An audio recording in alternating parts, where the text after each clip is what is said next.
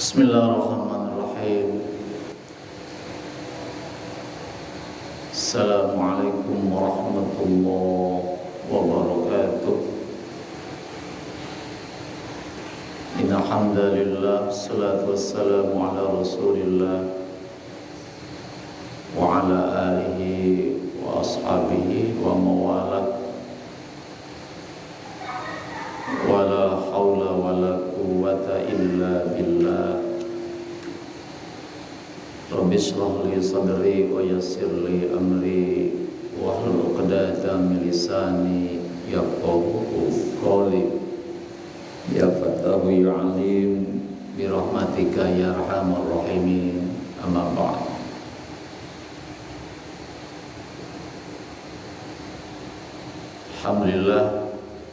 Alhamdulillah kita syukur kepada Allah Subhanahu wa taala sampai hari yang ke-19 Allah masih memberikan kekuatan, kesehatan, kesempatan kepada kita sekalian untuk dapat melaksanakan ibadah Ramadan. Sehari penuh tadi kita selesai berpuasa, dan malam hari ini pun kita alhamdulillah bisa melaksanakan ibadah sholat tarawih dalam upaya untuk menghidupkan Ramadan. Banyak fadilah keutamaan di dalam sholat tarawih itu. Kalau kita paham dan mengerti tentang apa manfaat, fadilah, hikmah dari ibadah tarawih ini, pastilah kita tidak akan menyia-nyiakan peluang ini. Kita akan terus berupaya keras untuk menegakkannya walaupun kondisi apapun. Tidak bisa berjamaah, bisa sendiri di rumah. Tidak bisa berdiri tegak, bisa duduk, bisa berbaring dan sebagainya. Yang penting kita berupaya untuk melaksanakan ibadah Ramadan ini. Kita berharap kepada Allah, mudah-mudahan Allah memberikan hidayah, motivasi yang kuat dalam diri kita untuk terus melaksanakan qiyam Ramadan ini dengan sebaik-baiknya, terlebih pada 10 malam terakhir yang akan kita masuki pada malam hari besok. Kiranya hadir ya IP1 Aurel. Tadi sebelum alhamdulillah bisa hadir selesai tarawih. Tehdian hadir. Ya, sekali lagi mari berharap di malam ini, malam Kamis, selesai sholat tarawih, kita memohon kepada Allah agar kita diberikan kesehatan, kekuatan, kemampuan, dan kesempatan untuk dapat melaksanakan ibadah Ramadan, yaitu qiyam Ramadan, sholat tarawih.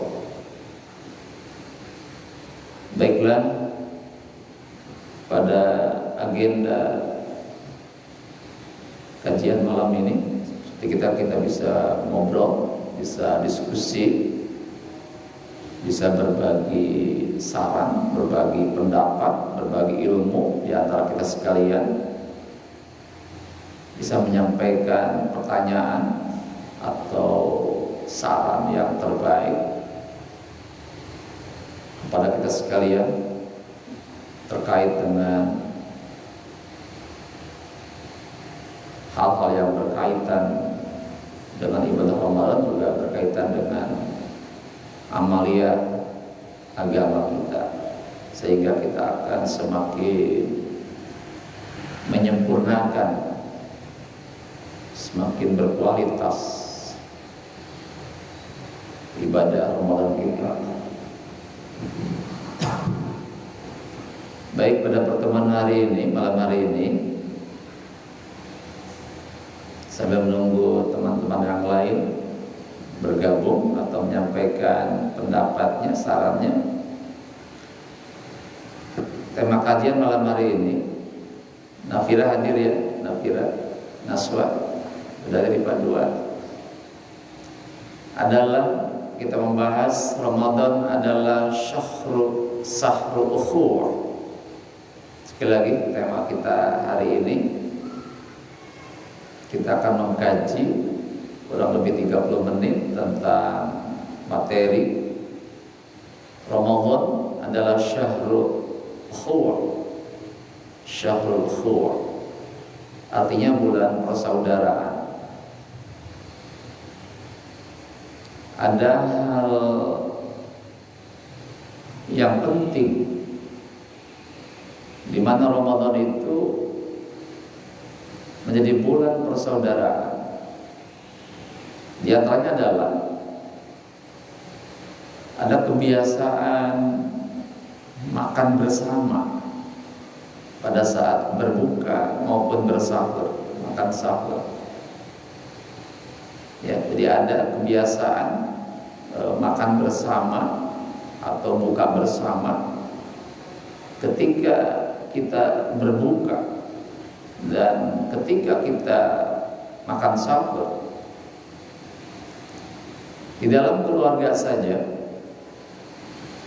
sangat boleh jadi di luar Ramadan kita jarang makan satu meja bersama, karena tiap orang punya kesibukan masing-masing.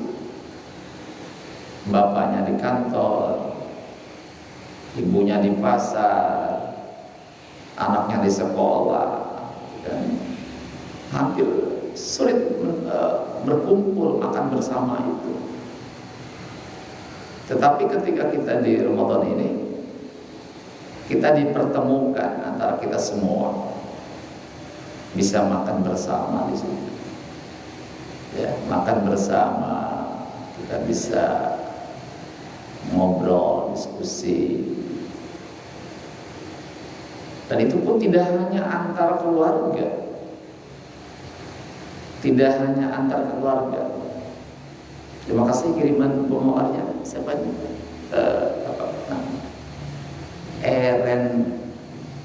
Eren Wik, siapa itu ya? Makasih. Japran 21 hadir ya. Japran 21 hadir.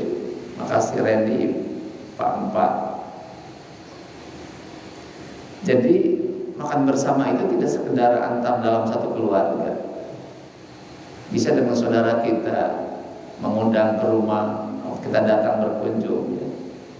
Berarti hadir, atau dengan teman, sahabat ya, teman sahabat, atau atasan dengan bawahan, rekan kerja, atau guru dengan murid gitu. Kiai dengan santrinya. Itu ada nilai-nilai ukhuwah di situ. Nilai-nilai ukhuwah dibangun dengan, diantaranya adalah dengan cara makan bersama gitu. Nanti ada kedekatan di sana, ya, ada kedekatan, ada persahabatan yang semakin menguat gitu. Itu salah satunya bagaimana Ramadan menjadi ukhuwah di antara kita sekalian. Yang kedua, saat berjamaah, Aisyah hadir ya, Nur Aisyah, berjamaah sholat di masjid, di musola, di saat sholat fardhu 5 waktu, dan sekarang di saat kita sholat tarawih, sholat malam, itu berjamaah. Kita berjamaah. Sekalipun juga dibolehkan kita sholat sendirian, lebih utama kita berjamaah. Ketika kita berjamaah sangat boleh jadi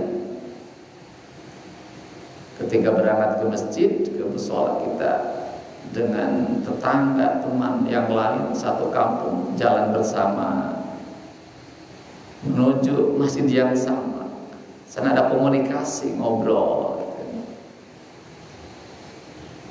Ketika selesai sholat juga istirahat, duduk sebentar, ngobrol, diskusi dan sebagainya. Atau pulang pun bersama-sama.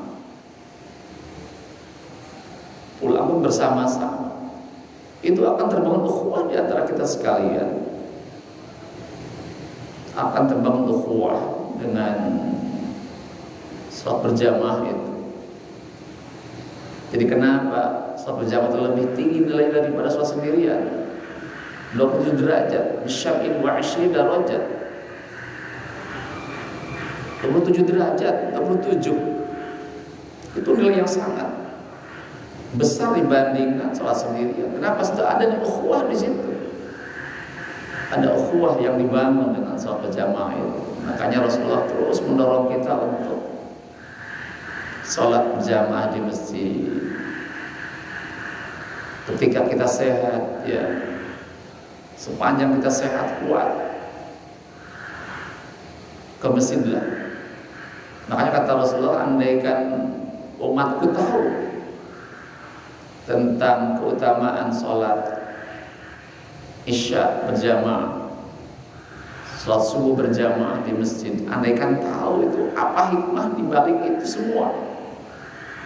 Apa hikmah dibalik berjamaah sholat isya malam, sholat subuh itu juga termasuk sholat tarawih?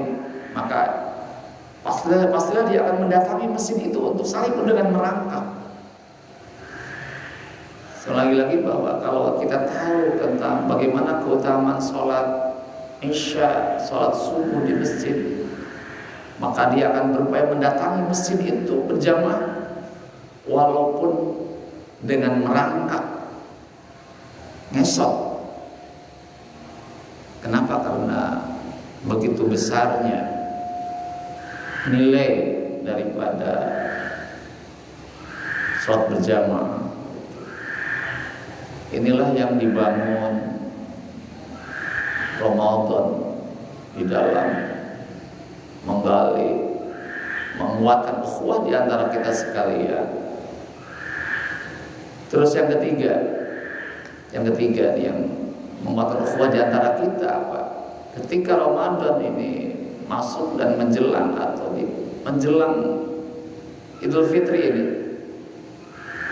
ada kebiasaan saling membagi, saling berbagi, ya, saling berbagi dengan tetangga, ya, berbagi makanan, minuman, atau uang, pakaian, sarung dan sebagainya. Nah, dengan saling berbagi itu, atau orang kaya memberikan kepada orang miskin, orang yang kurang berdaya secara ekonominya, berbagi orang kaya dengan di sekitarnya yang mungkin dengan kategori tidak mampu, itu akan ada ukhuwah terbangun di antara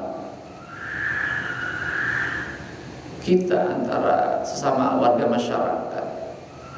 Akan terbangun ukhuwah yang kuat itu dari saling berbagi.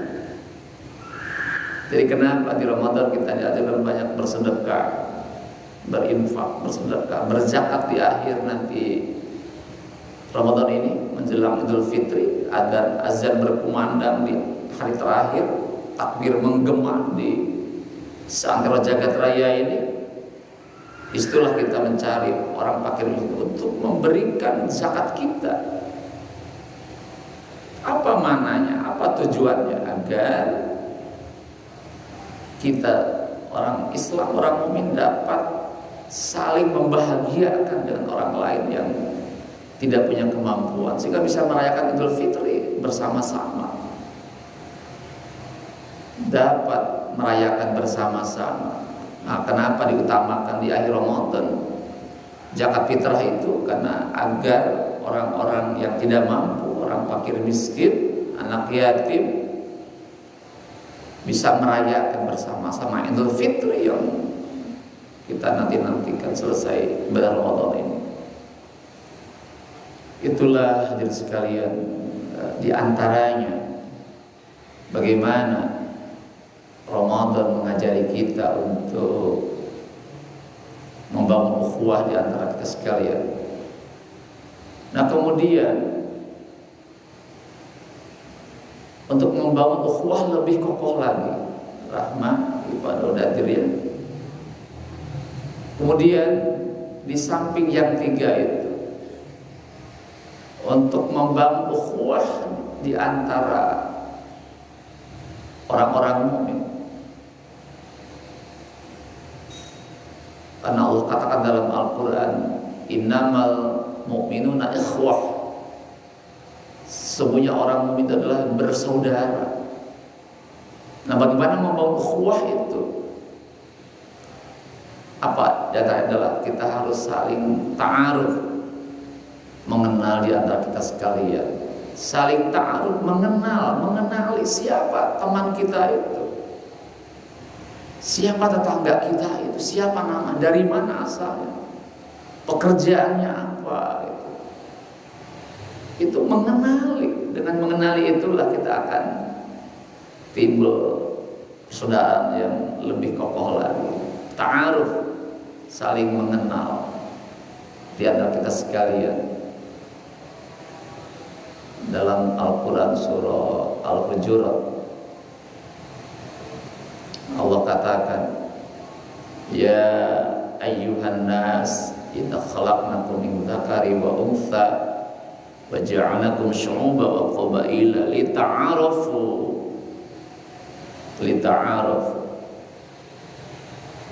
Allah ciptakan manusia berbangsa, bersuku-suku, laki perempuan, bersuku berbangsa-bangsa. Agar bagaimana? Agar kita saling mengenal.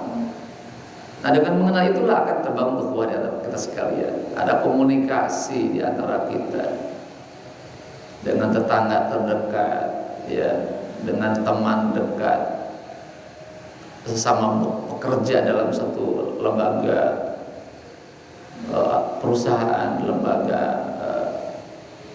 pemerintahan, atau lembaga yang lainnya. Ada ta'aruf di situ, saling mengenal. Yang kedua, ada ta'awun untuk menjadi ukhuwah. Ada ta'awun, saling menolong di antara kita. Ta'awun, saling menolong, tapi dalam kebaikan dan takwa. Wa ta'awanu 'alal birri wa taqwa wa la ta'awanu 'alal itsmi wal 'udwan. Kata Allah, hendaklah kalian saling menolong dalam kebaikan dan takwa. Jangan tolong-menolong dalam perbuatan dosa dan permusuhan. Itulah saling tolong-menolong, itu dapat ukhuwah di antara kita. Saling menolong, saling membantu. Yang ketiga, agar ukhuwah dibangun, ta'azur, kita saling berkunjung di antara kita sekalian. Berkunjung ke rumahnya, ya, ketika kita punya waktu luang, telepon, saya akan berkunjung ke rumah Anda. Apakah Anda punya waktu? Anda bersedia menerima kedatangan kami? Bersedia? Oke, kita datang. Kalau tidak, ya cari waktu yang lain. Ta'ajur, saling mengunjungi, itu akan terbangun ukhuwah di antara kita sekalian. Yang keempat, takaful, saling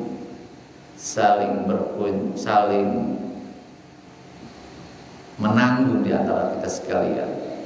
Sehingga dengan saling menanggung akan meringankan beban kita. Ketika sahabat kita, saudara kita ada masalah terkait ekonomi, pekerjaan dan sebagainya, dengan kita menanggung beban mereka, kita akan meringankan beban yang begitu berat yang dipikul oleh sahabat kita, saudara kita itu takaful akan membangun ukhuwah di antara kita sekalian. Hadirin Allah, jadi banyak hal yang harus kita lakukan. Bagaimana membangun ukhuwah? Untuk apa ukhuwah? Untuk menyatukan umat, menguatkan umat Islam. Jangan terpecah belah. Wa'tasimu bihablillahi jami'an wa la tafarraqu. Dan berpegang teguhlah kalian kepada agama Allah, dan janganlah kalian bercerai-berai. Kalau kita sudah terbangun ukhuwah yang kuat, telah bersatu dalam ikatan agama Allah, kita akan bisa berjuang bersama-sama. Kita akan bergerak bersama-sama dalam irama yang indah, saling mengayomi, saling menguatkan. Itulah umat Islam akan disebut bangsa yang kuat dan hebat. Tanpa bangun ukhuwah yang kuat, maka kita menjadi umat yang lemah, mudah diperlakukan apapun oleh orang lain. Ya, di hari ini kondisi kita masih centang perenang, ada konflik kepentingan karena masalah ekonomi, perbedaan politik dan sebagainya. Maka sekarang mari ikat saudara kita semua dalam ikatan akidah Islam yang sama. Kita ingin menegakkan agama Allah di muka bumi ini. Untuk apa? Untuk keselamatan, untuk kedamaian kita semua. Maka tanpa ukhuwah yang kuat, tanpa persatuan yang kuat, maka kita tidak bisa berbuat apa-apa. Maka itulah hal yang penting yang harus kita perhatikan dengan kuat oleh kita sekalian, semua lapisan masyarakat muslim. Jadi Ramadan ini kita lalui, kita isi dengan hal-hal yang baik terkait dengan bagaimana cara kita membangun ukhuwah, persaudaraan yang kuat. Maka tanpa upaya dari kita sekalian, ya, tanpa upaya sungguh-sungguh dari kita sekalian, maka ukhuwah itu tidak akan terbangun. Semua terserah kita sendiri. Kalau pengen kuat, bangun kekuatan itu. Kalau pengen lemah, biarkan saja. Allah katakan, innallaha la yughayyiru ma biqaumin hatta yughayyiru ma bi anfusihim. Allah tidak akan mengubah keadaan suatu kaum, suatu bangsa, suatu masyarakat, suatu komunitas kalau kita tidak berupaya untuk mengubahnya sendiri. Maka itulah ikhtiar kita harus bangun bersama-sama. Jadi mari kita jadikan Ramadan adalah momentum untuk membangun ukhuwah Islamiyah yang kuat. Innamal mu'minuna ikhwah fa'aslihu baina akhwaikum. Jika ada konflik di antara kita gara-gara hal yang sepele, segera damaikan. Ya, ayat ini menyuruh kita ketika orang mukmin dengan menilai ada konflik kepentingan, ada masalah atau ketidaksejalanan, ada perbedaan pendapat, segera damaikan. Bagaimana cara mendamaikannya? Fa in tanazza'tum fi syai'in fad'u ila Allah wa Rasul. Jika kalian berbeda pendapat, kembalikanlah kepada Allah dan Rasulnya. Kembalikan kepada Al-Quran dan hadis Rasulullah SAW, bukan kepada akal kita sendiri. Kalau kita kembali ke akal sendiri, pasti punya pendapat masing-masing, otomatis konflik tidak akan terselesaikan. Orang lain senang umat Islam gontok-gontokan, senang. Terjadi konflik, perpecahan itu senang karena bisa ngambil keuntungan dari kondisi konflik itu. Lemah itu kita akan menjadi mudah-mudahan dari orang-orang yang tidak suka dengan umat Islam.